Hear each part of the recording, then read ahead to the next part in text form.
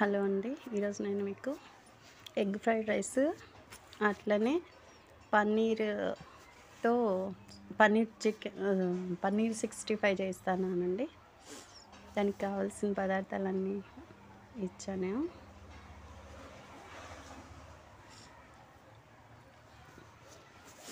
పన్నీర్ అండి ఇంట్లోనే చేసుకున్నాను నేను దాన్ని. కబాబ్ పౌడర్, కొంచెం ధనియా పౌడర్, పెరుగేసి కలిపాను. దాన్ని డీప్ ఫ్రైకి వేస్తున్నాను.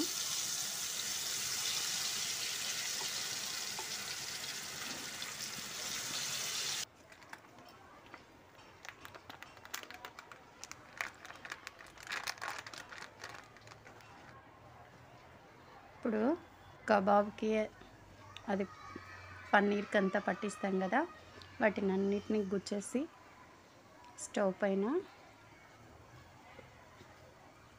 కాల్చానండి. ఇది కొంచెం అది కొంచెం ఎగ్ ఫ్రైడ్ రైస్ కొంచెం చేశాను. ఇప్పుడు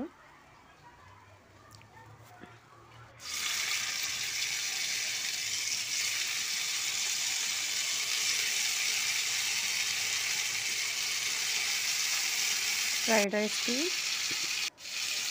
అన్నీ పెద్ద పెద్ద ముక్కలు వేసాను, బాగా వేపుకోవచ్చు అనేసి.